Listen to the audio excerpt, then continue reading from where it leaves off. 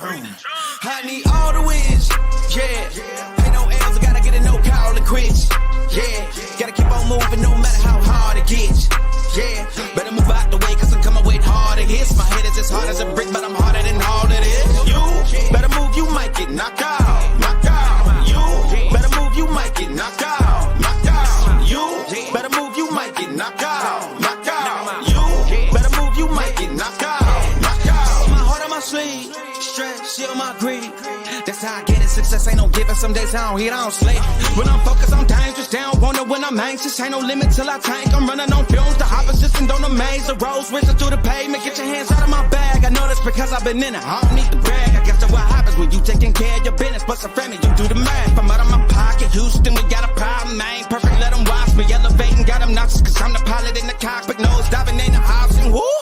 Watch out, get ahead. Watch out, get ahead. Watch out, get ahead. It's time! Welcome to DFS by the Numbers with your host, Brady. Better move, you might get knocked out. Knocked out. You better move, you might get knocked out. Knocked out. You better move, you might get knocked out. What is up, everybody? Welcome to DFS by the Numbers. These are my final thoughts for UFC Vegas 72. We have 11 fights to talk about, and yeah, pretty happy with how the weigh-ins went today. We did have a couple weight missers, but luckily those two fights have stayed on, so that's good. Yeah, lots of bets this week, lots of plus money bets. Not going too heavy on this card, but I think I have like 4 bets where I am laying chalk, and the rest are just plus money shots. So hoping to hit a couple of those. Not a card I want to go completely crazy on because this is a pretty low level card, but I think it's going to be fun. I think as a fan, we're going to enjoy these fights. We're going to enjoy some violence, and I'm looking for some violence here at UFC Vegas 72. Before we get into it, if you guys can please leave a like, subscribe to the channel. Do appreciate that week in and week out. I'll be going live tomorrow for Best Bet. Right now, we got me, Billy Briz, and then Blood Money, and they might be adding one more. Other than that, I do want to shout out the sponsor.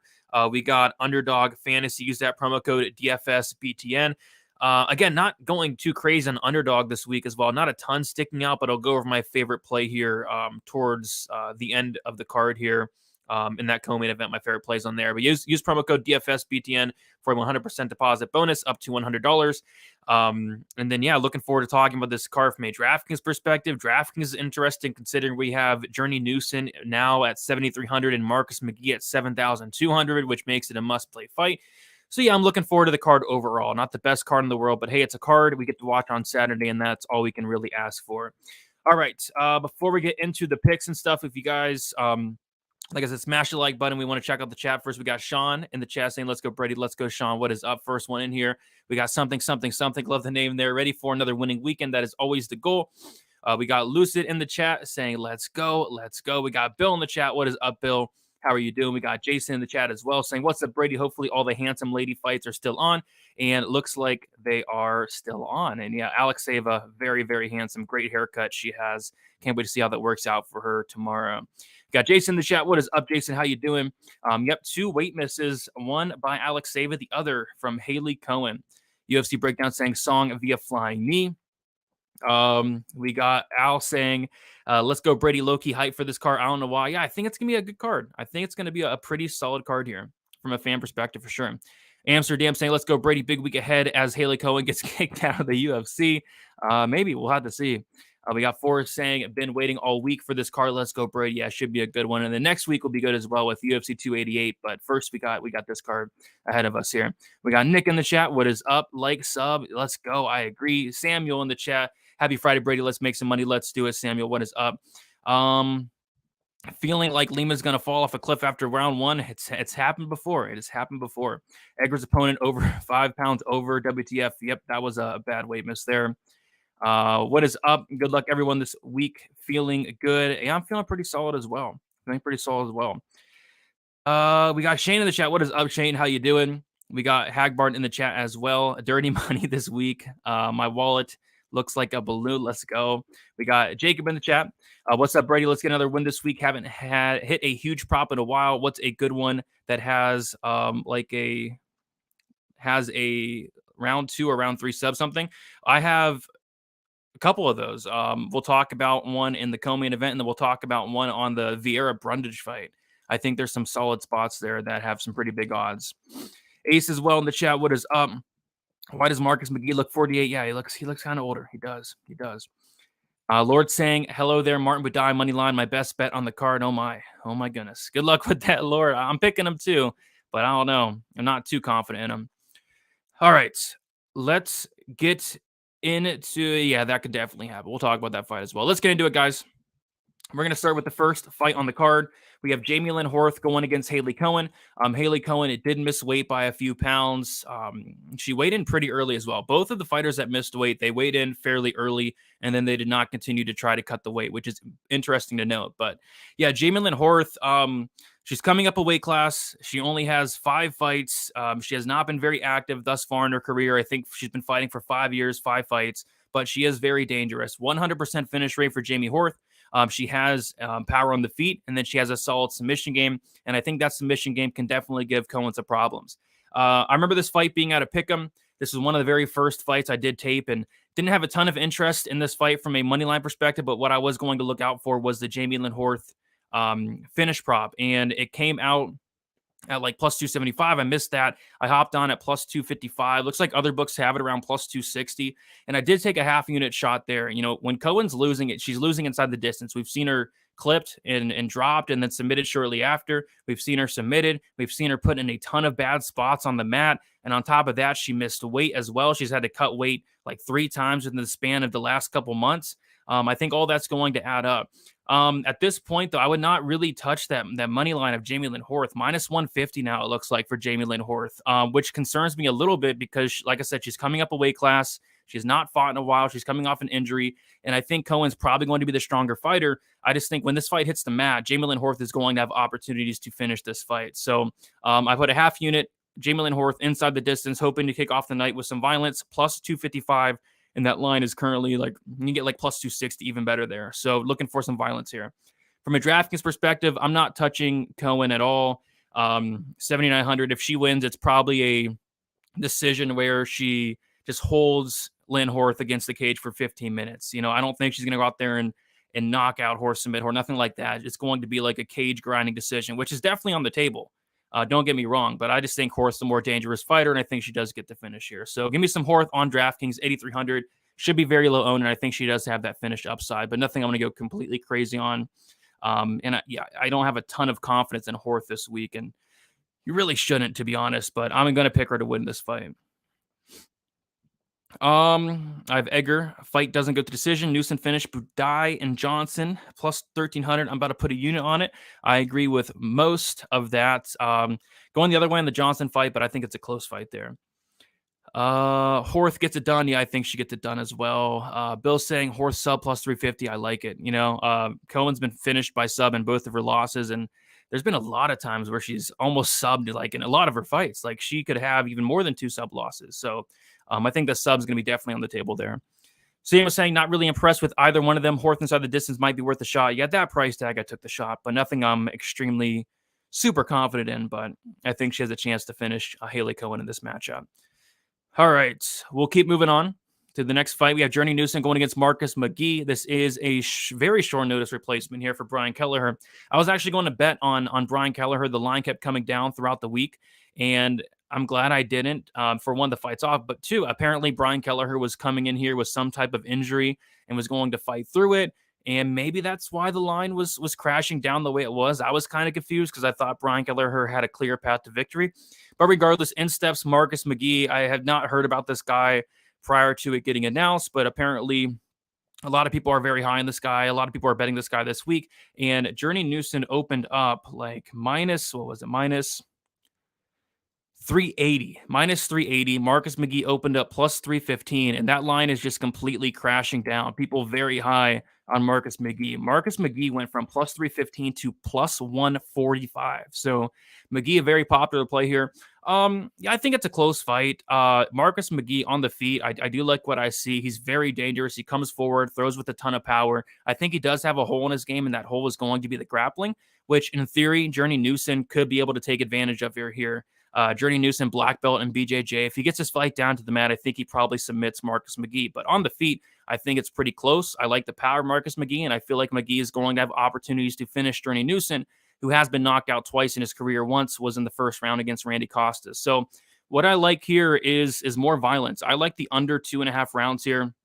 Was able to get in at minus 115 for one unit. I see it at minus 120 right now. Marcus McGee's never been over 2.5 rounds. Him coming in here on short notice, I think he's going to start fast here, and I think both guys are live for the knockout. But I think if Journey Newson gets this fight down to the mat, he's going to be very, very, very live for a submission win. I don't think Marcus McGee has a great ground game. But yeah, I think somebody gets finished here and somebody gets finished under the 2.5 round mark. So one unit on that. From a DraftKings perspective, this is where it gets real interesting, though. We have Journey Newson, 7,300. And then we have Marcus McGee sitting at 7,200, which makes this fight on an 11 fight slate pretty much a must-own fight because you're going to get a winner at either 7,300 or 7,200. Journey Newson's probably going to be one of the highest, if not the highest owned fighter this week because he's 7,300 and a minus 190, minus 185 favorite. But Marcus McGee, I also think is going to be very popular because if he wins, it's probably going to be like a first round knockout type thing, and he's going to win at 7,200. So I'm about not 100%, but very close to 100% owned on this matchup. I do have a lean towards Journey Newson here, but I have quite a bit of Marcus McGee as well. I think I'm like 58-40 something in favor of Journey Newson, but I think McGee's definitely live here for an early knockout. But if this fight hits the mat, I think Newson's very live for that sub.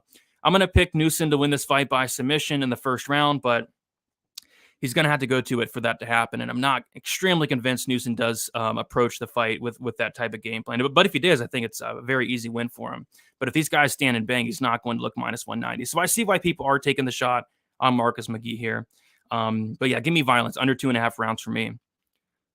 My biggest bet of the night is fight doesn't go decision on Edgar. Yeah, I have a couple bets on that fight myself. I'm very happy that it's staying on because I'm very heavily invested in that one too. Durden plus 3.5. I like it.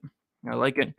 This card sucks for betting and watching. Kind of disagree on both a little bit. I mean, I think there's some solid betting spots, and then the name values are terrible, but I think these fights are going to play out fun. Like these lower level fight cards, they always end up playing out very fun and exciting, lots of finishes. So that's something I always look forward to. But yeah, in terms of name value, there's not much on this card.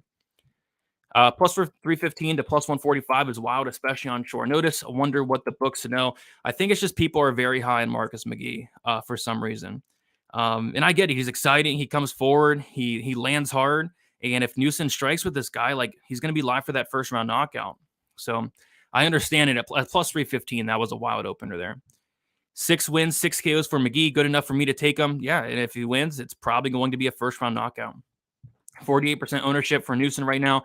Yep, I have him right around there, around 50%. I think is going to be one of the highest, if not the highest owned on the slate at 7,300. Newson by decision, hope not for my DraftKings and betting sake. But if this fight does go to decision, it is probably going to be a Newson decision there.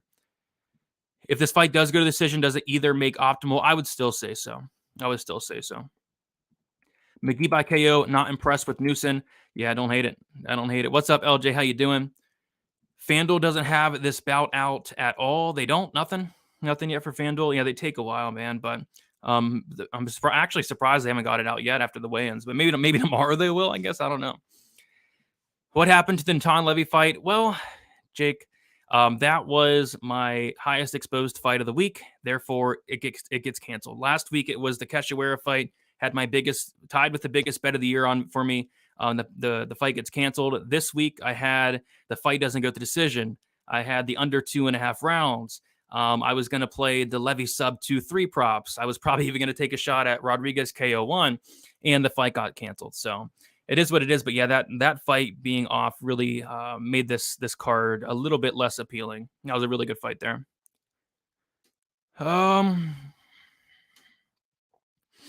Why aren't you backing your boy Collier anymore? You were on him versus Chris Barnett. I'll be on anybody against Chris Barnett. And he almost finished him like 5 times. He almost knocked him out. He got on top. I believe he took us back. It was like half a second away from pounding him out. This is just a much different matchup than Chris Barnett. Martin Budai is not Chris Barnett. Chris Barnett is a 5'9" heavyweight. Martin Budai cuts weight to 265, and he's like 6'4", 6'5". So completely different matchup. Really has nothing to do with it. All right, moving on. We have A good fight. I'm glad it's staying on. Stephanie Egger going against Irina Alexeva. I do have two bets here. The first bet is a half unit shot on the under 2.5 rounds, plus 135. Was able to get that Sunday. And then I also added a half unit on Stephanie Egger inside the distance, plus 150, after I saw the video circulating around social media of Alexeva with that terrible haircut of hers and that terrible dance she was doing. That video alone made me add a half unit onto Stephanie Egger by submission. But no, in all seriousness, like, I'm not sure what Alexeva is doing here. Was not impressed with anything I saw. She's big and she missed weight, and that's the only two things I think she has going for her. Once this fight hits the mat, and if Egger gets on top, I think she's going to kind of run right through Alexeva here. Egger has good striking on top, good ground and pound. We saw that against, I believe it was Shanna Young. And then she also has a very good submission game as well. I don't think Alexeva really has anything for Stephanie Egger here in this matchup. Like, if Alexeva wins, it's probably some type of flukish, like a first round armbar. But I'm about as confident as you can be in Egger here in terms of like WMMA. Like, she should go out there and win this fight and win it inside the distance. So half unit on the under 2.5 plus 135, half unit on Egger inside the distance plus 150. I think Egger makes pretty quick work of Alexeva here. From a DraftKings perspective, I'm not touching Alexeva, but Egger 9,400. She's expensive, but I think she has takedown upside. I think she has finish upside, and I think she's going to be a little bit lower owned than fighters up there like Kyle Bahio, Rodolfo Vieira, fighters like that. So give me some Stephanie Egger from a betting perspective and a DraftKings perspective, and I do like her to go out there and finish Alexeva and finish her probably in the first round. I'm going to UFC 288. Kind of bummed Oliveira was too busy horse racing. Was he horse racing? But yeah, it looks like that Oliveira fight is going to be on 289 now. Chris Barnett dominated Fat Collier. Yeah, after that second round. Collier is just a fat flyweight. I mean, he's a middleweight. What are you talking about? I got aroused by that video. That was probably I don't know. I have I don't know, that video, man. I'm going to see that in my nightmares. It was very terrifying. Brady, did you see Alexeva flexing on the scale? Like, she actually made weight. Yeah. So first of all, she did this, like she combed her hair back. She did that in the video on Twitter as well. She like combed her hair back, and then she was like, yeah. I don't know. Something's wrong with Alexeva. I think she missed weight and she like celebrated. Let's see. I think she gets finished here in the first round, especially after that video circulating around Twitter. What do you use to bet? FanDuel sucks, low key. FanDuel used to be awesome. They used to be great. They would get lines out fairly early. They would always have the best lines. But I don't know. They're not the same anymore. For me, in DraftKings, Bet Online, Bet365, Bet Rivers, probably my four favorites there. But yeah, FanDuel, I haven't made a ton of bets on FanDuel lately, like here and there, but they just take forever.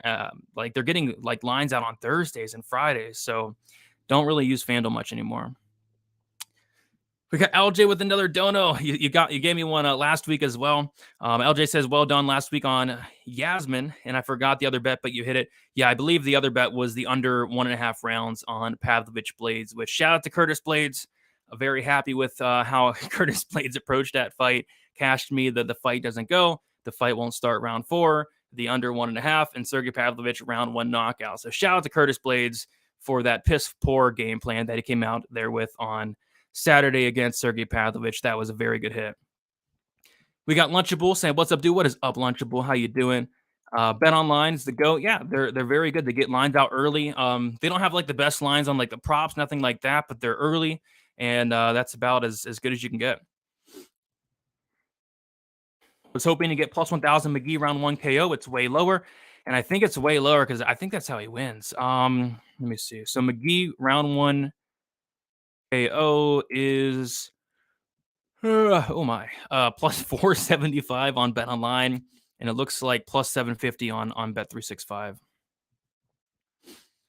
Energy going for the finish, playing the round 2, round 3. Don't hate it. I think if there's a finish in that fight, that's probably how it happens. Beaver saying it's the small sport books that have the best odds for MMA. Golden Nugget has Brunson fight ends by sub plus 105. Everywhere else is a minus 150 or higher.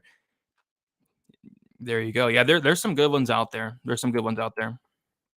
have a lot of good props. Beaver Pavlovich, I like it.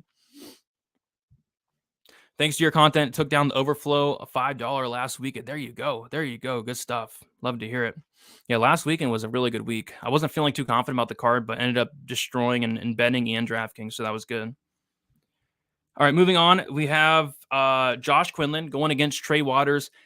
And yeah, nothing here from a betting perspective. I think this is an obvious violent spot here, but the fight doesn't go to decisions minus 400. The under 1.5 is minus 135, which kind of terrifies me because these guys aren't that high volume, and these guys have a lot of finishes that are late. Like Josh Quinlan has multiple third-round finishes. So yeah, I could see this fight finishing early, but I can also see it going over 1.5 rounds. So I'm not touching the over/under. And then in terms of like the fight doesn't go, sure, it's a good parlay piece, but at minus 400 doesn't really add much to your parlays. So yeah, I guess I'm passing here. I'm gonna pick Quinlan to win this fight by knockout. Trey Waters coming in here on short notice, just fought last week, took some damage. Trey Waters hands low, chin up in the air. He's there to be hit. Quinlan hits like an absolute truck. So I'm saying Quinlan knockout here, but yeah, nothing from a betting perspective. From a DraftKings perspective, that's where I have my interest. Very interested in this fight from a DraftKings perspective. Quinlan, 8,500. I think he has finished upside here. And honestly, same thing with Waters. Waters, 6'5", welterweight, 77-inch reach, very long, very rangy. Packs power as well. So yeah, I love this fight from a DraftKings perspective, but from a betting perspective, couldn't really get to anything. If you want to throw the fight doesn't go in a parlay, go for it. I think it's a safe leg, but outside of that, nothing's really sticking out here. But should be a fun fight. Went big on Quinlan for the name alone. Yeah, he should go out there and win, I think. Quinlan Waters will end with one man snoozing on the mat. Agreed. Any changes in the Arosa fight as far as how you feel about it? Not really. I'm picking Arosa, but he's my least confident pick on the entire card. No confidence in laying chalk on somebody with no strike and defense and no chin.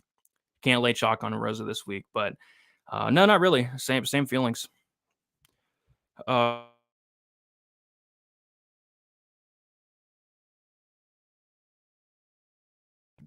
All right. See what else we got here. Why didn't you read my feminist comment? I didn't see it, but probably a good reason. And sometimes YouTube filters out comments. So if it was, I don't know, they might have took it off, but yeah, I didn't see it. Thanks for calling Bruno Silva KO round 1 from last week. Yeah, I was on the finish only. My biggest bet of the week last week was that finish only. It was like minus 135. And I think on FanDuel it was like minus 122, which is wild. Like, why was Bruno Silva finish only minus 130 against a guy in Tavares that had one knockout in the last 10 years? That made no sense. So that probably should have been a max bet. But yeah, that was a nice cash there. And yeah, YouTube locks a bunch of stuff. Quinlan, inside the distance plus money too risky. I mean, there's not a lot of value. I think is inside the distance, you might even be laying chalk on it. Inside the distance, plus 140, I guess. But I'm not betting it personally. Quinlan by KO, I agree. It could also be by sub. He's a black belt, and we saw Waters subbed in his only loss. So I probably would take the inside the distance. Can you give a 20 to 30 second breakdown of how Cody wins? I need to reduce confidence, hear other sides. Cody Brundage. We'll talk about that fight soon, but I think Vieira gets it done. Brundage will be the biggest upset on the card. Maybe. We'll see. I don't see it, but he's gonna have to survive a little bit of a storm there. All right. Okay. Seeing Waters and Quinlan face off makes me so worried. I don't know what it is. I just got a gut feeling Quinlan doesn't reach him. Maybe gets frustrated and hits with a jab all fight. Yeah, I kind of feel that. I have a weird feeling about the fight as well. So I'm staying off of it, but I don't know. Brundage is terrible, and I had him against Gore. I don't think Brundage is terrible, but I just think in this match, if he gets taken down, the fight's going to be over shortly after. All right. Let us keep moving on then to Charles Johnson, Cody Durden. Yeah, I think it's a close fight. I think both guys have paths to victory here. Obviously, Charles Johnson's path to victory is going to be stuffing takedowns, keeping it on the feet, and outpointing Cody Durden. Cody Durden's going to have to wrestle in this matchup, and I think he does. The thing I don't like about Cody Durden is he does slow down as the fight goes on. It's not like he completely gasses out to the point where he has nothing left, but he's still visibly tired. Heard an interview he did where he said that he made himself he trained really hard. He made himself as tired as possible so he can practice, he was training and wrestling when he was tired. So I do like hearing that. But yeah, if Cody Durden had 3-round cardio, it'd be a pretty easy Cody Durden pick here. I ended up pulling the trigger on Cody Durden, a half unit plus 150, because I think it's a close fight. I think Cody Durden's going to get takedowns here. Charles Johnson's been taken down in every single UFC fight.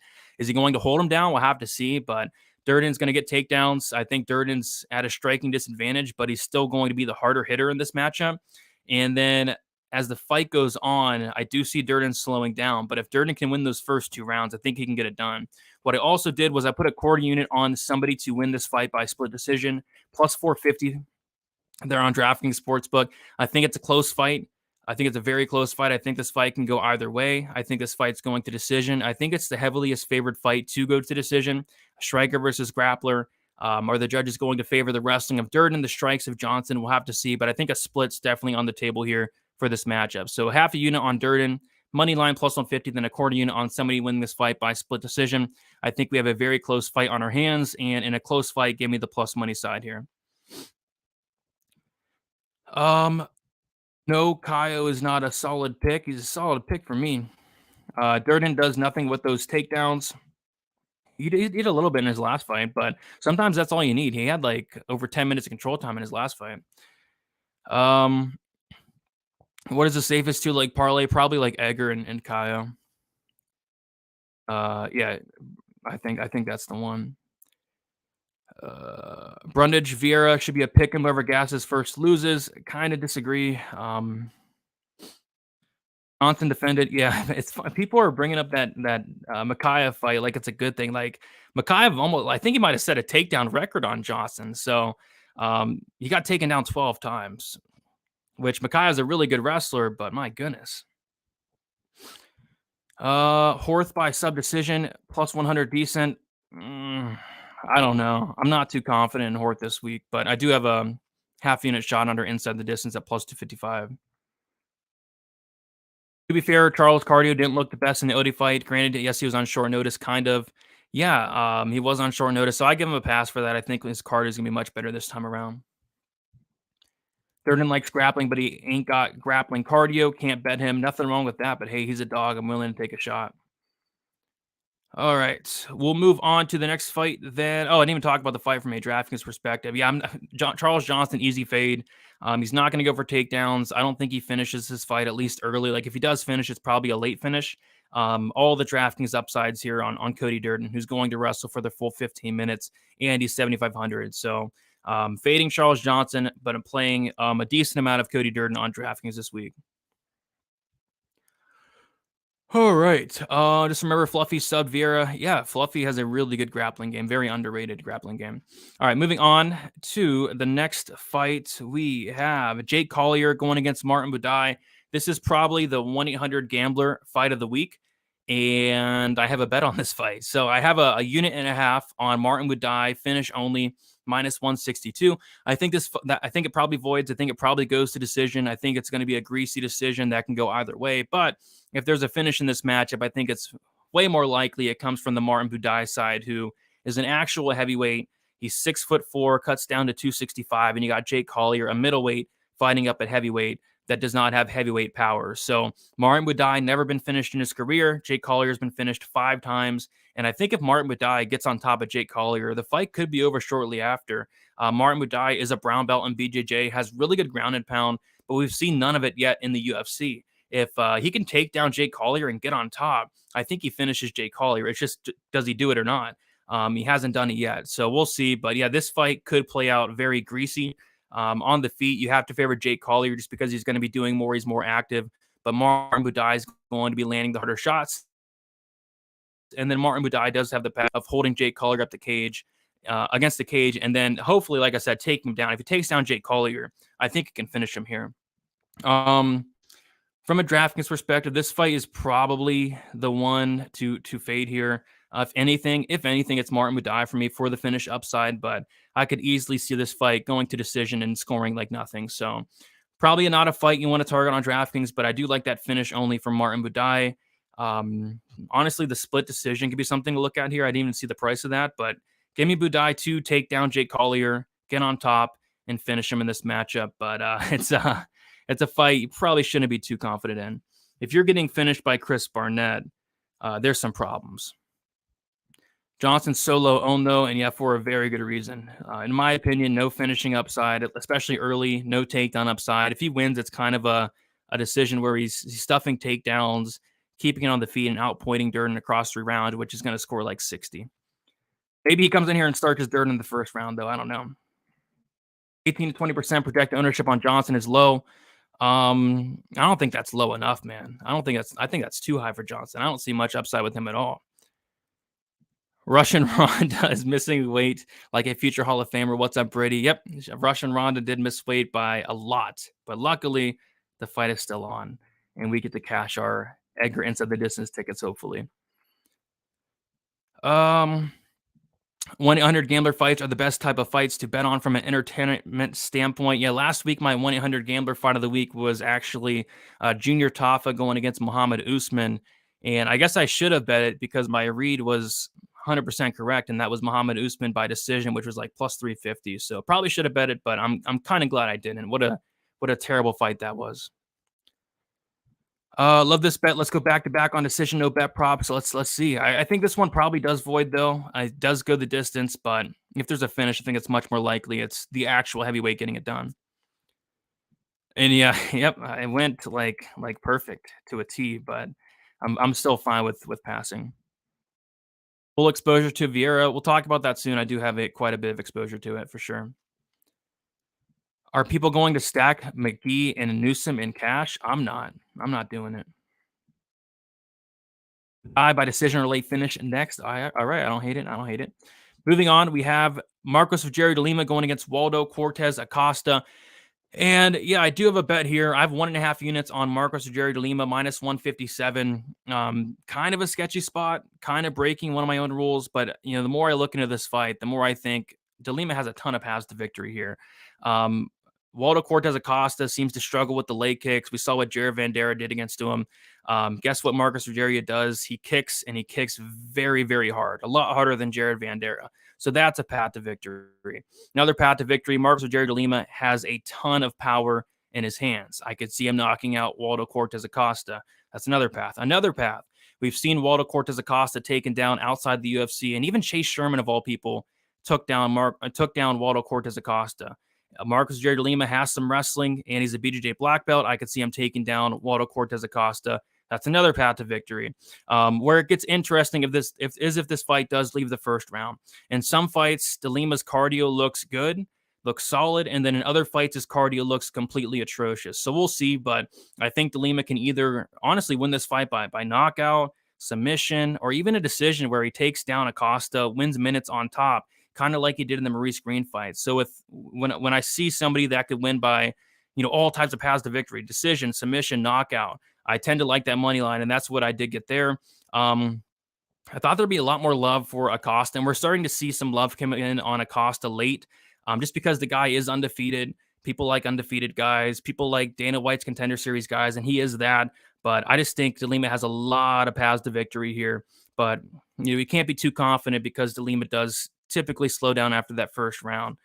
So we'll see what happens, but give me de Lima money line, 1.5 units minus 157 for this one. And then on DraftKings, I don't mind some de Lima first round finish upside, takedown upside. And then as far as Acosta, not going to play much of him, if any at all, just due to the fact that he has no takedown upside. He has no early finish upside. If he does get a finish, it's probably late, but de Lima's never been knocked out, believe it or not, in the UFC. And he's fought some killers, never been knocked out. He's never even been knocked down.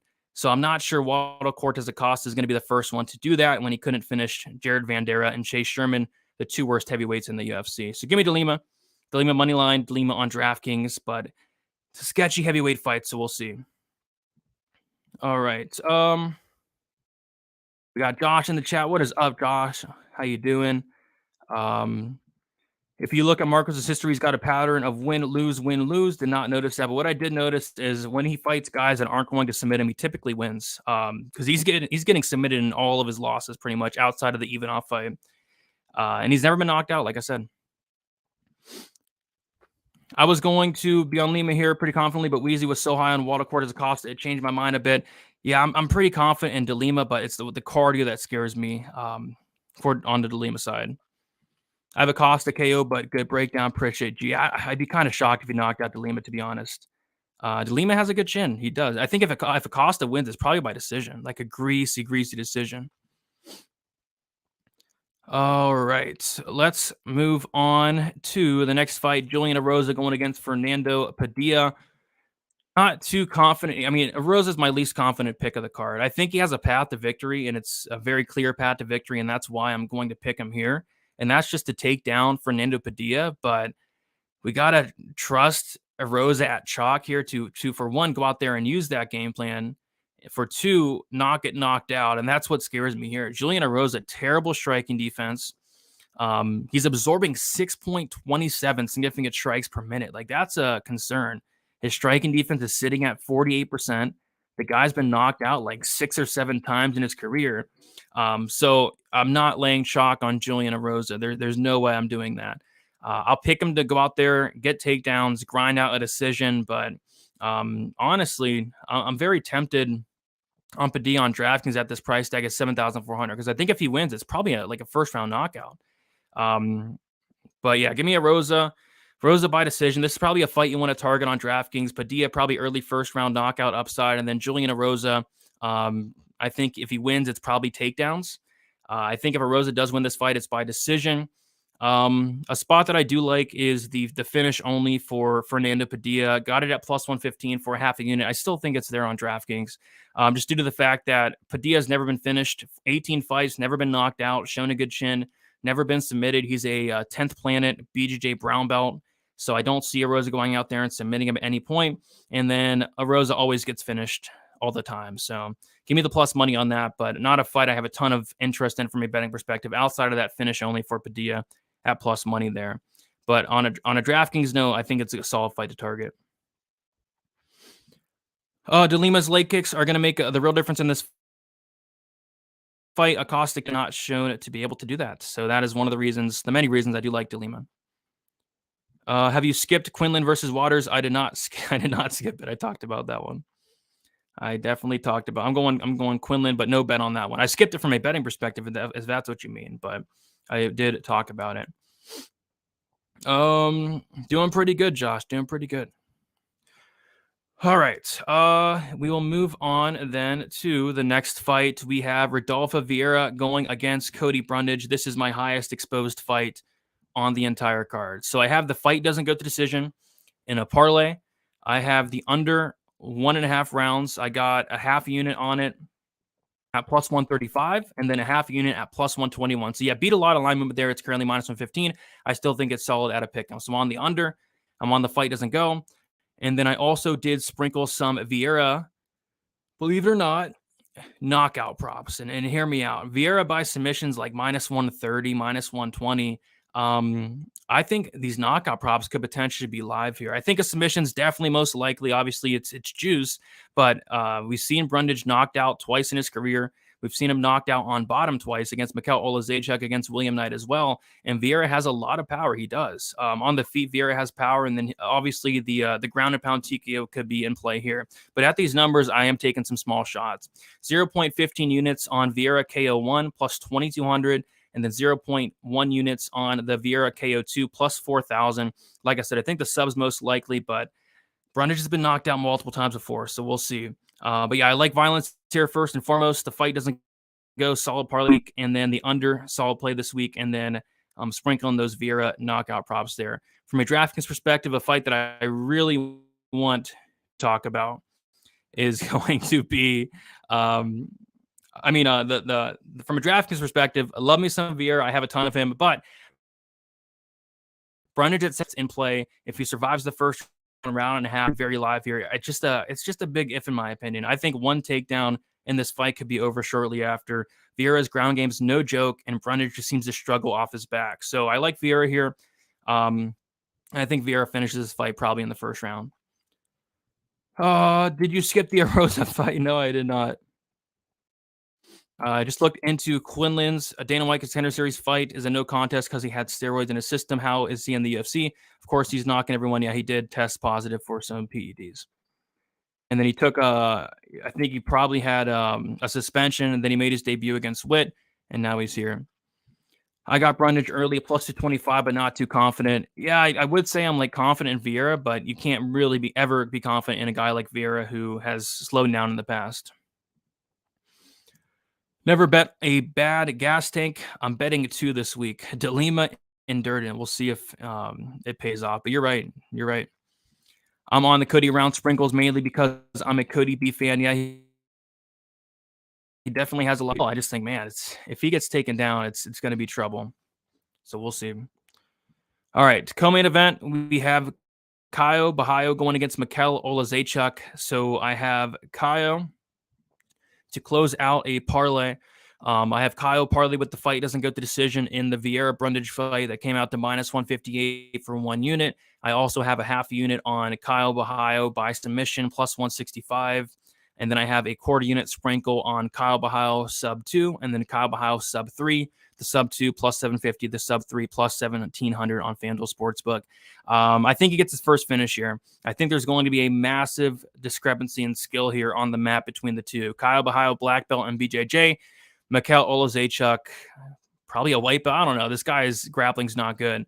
We saw him get submitted very shortly after in round 2, and he got taken down against OSP. We saw him get submitted in the first round against Jimmy Crute, and then him having a 43% takedown defense, something like that. Yeah, 43% takedown defense is just a recipe for disaster against Bahio here. On the feet, you have to favor Olazaychuk. I like the forward pressure, the volume, how he mixes it up to the body, the power that he brings to the table. But with a 43% takedown defense, we know exactly what's going to happen. Kyle's going to get this fight down to the mat. He's very smart in doing so. He comes in there with a game plan. I don't think he's going to mess around too much. I think he's going to wrestle here, and I think he's going to have multiple opportunities across the full 15 minutes to find a sub here and get his first finish. So, yeah, love me some Kyle this week. I think he's a solid parlay piece. Money's been pouring in on him throughout the week, and right, very bad matchup for Olazaychuk. So, yeah, give me Kyle here. From a DraftKings perspective, I like Kyle as well. Takedown upside, submission upside. But Olazaychuk, 6,700. It's not the worst pump play in the world. Like, if wins, it's going to be a first-round knockout. Like, if Kyle wants to go out there, test his striking for the first couple of minutes, yeah, Kyle could probably get caught doing that. So, but I do have a ton of Kyle. It's one of my highest on the slate. First finish in this one. Mikey O by KO or Kyle by subs. Yeah, see it the same way. I think Kyle can win anyway, even decision, but Mikel is only KO for me. Yeah, agree. Yeah, it could be a great hedge. I'm not hedging myself, but if anybody wanted to hedge their Kyle bets, yeah, that's how you do it. Mikel by KO and probably KO1. Kyo's smart game plans as always. Yeah, and that's why I like the dude. He's very smart. Good fight IQ and good fight IQ wins fights. Kyle by sub or decision. I like it. If he does not sub Olazaychuk, he should be ashamed of himself, though, because this. If he doesn't sub Olazaychuk, he's probably never going to get a finish in the UFC. Like, this is the one fight to do it. Brady, give me a parlay for this weekend. If you were listening, I just gave a parlay. My only parlay of the card is Kyle moneyline parlay with the fight doesn't go in the Vieira Brundage fight.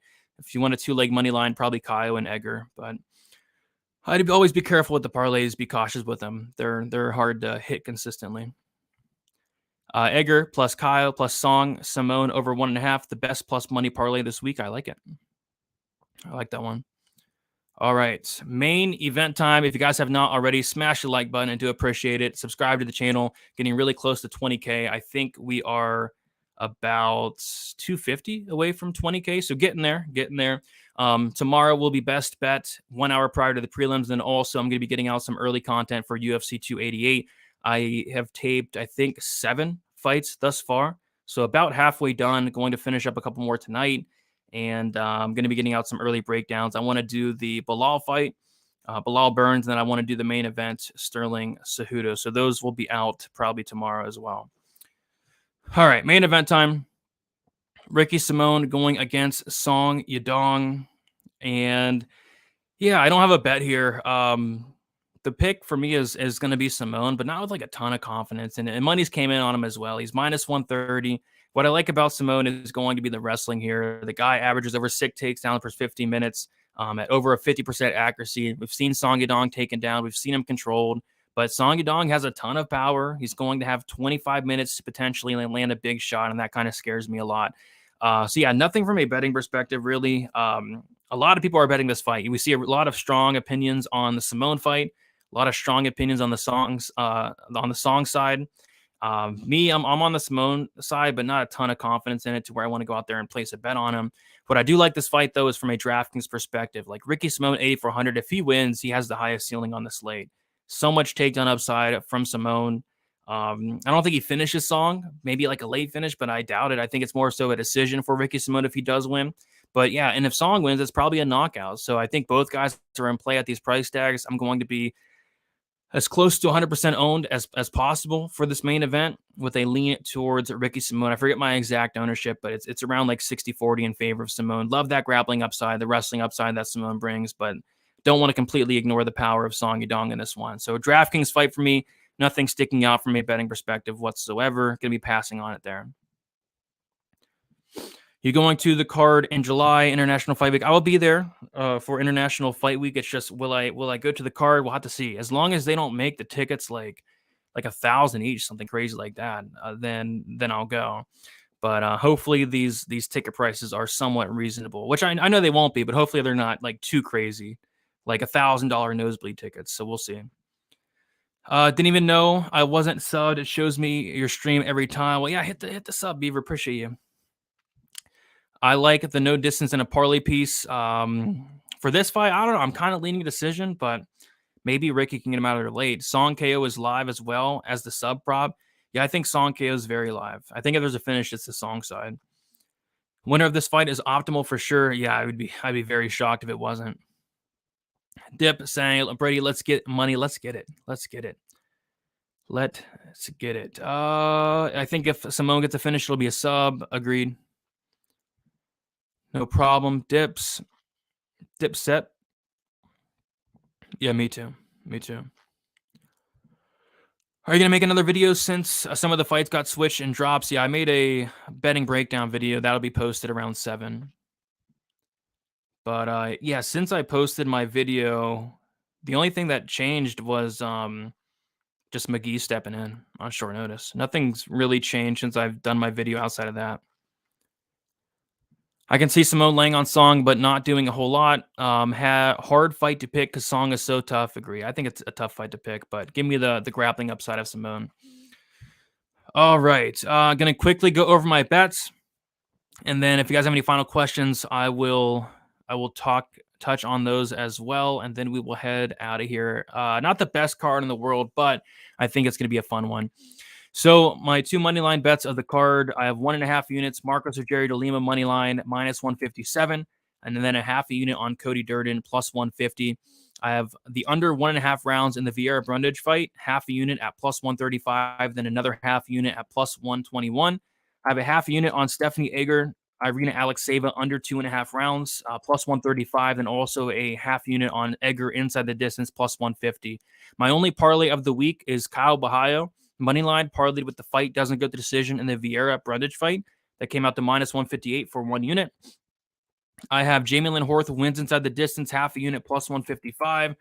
Fernando Padilla scorecards, no action, finish only, half a unit plus 115. The Journey Newson, Marcus McGee under 2.5 rounds, 1 unit minus 115.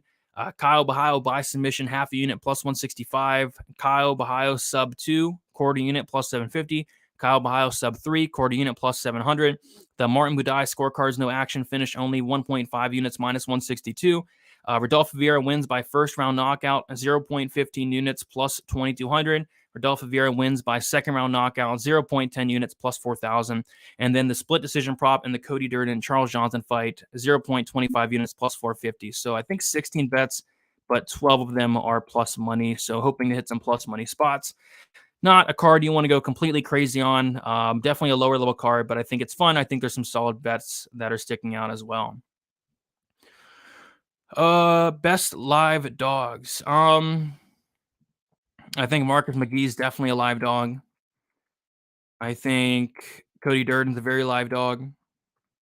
I think Padilla's a very live dog just because of Rosa's chinny and blocks punches with his face.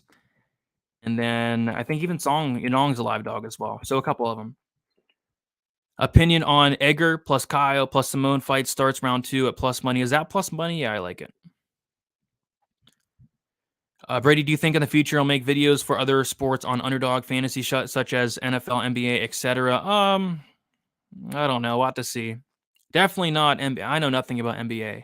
NFL, I do know quite a bit about NFL, so maybe what to see. Crazy, the main event was supposed to be Arman Tsarukyan versus Moicano. Yeah, that would have been freaking awesome, huh? That'd have been a great main event. Pete is no longer fighting. Yep, thanks for letting me know. I had no clue. I had no clue Pete was not fighting. Cohen and Arosa or Budai and Vieira on DraftKings. Definitely not Cohen, so it'd be Budai Vieira on me. I'm fading Cohen 100%. But I think Arosa is a solid play. Vieira is a very solid play. Budai is I really don't like Cohen or Budai, to be honest. But see if we got anything else before we head out of here. Horth, yeah, I got you. Oh, Horth. So you're saying Horth and Arosa or Budai and Vieira. That makes it tougher. I think I'd still go Budai Vieira, but I don't mind either. All right. I think I got everything, guys. All right. So, yep, I'm going to head out. Thank you guys so much for tuning in on a Friday. Going to finish up taping some UFC 288 and hoping to get on some early spots. A couple money lines sticking out. And I hope they open up the totals pretty soon as well because I'm ready for those as well. So, best of luck, guys. We'll talk to you soon and see you later.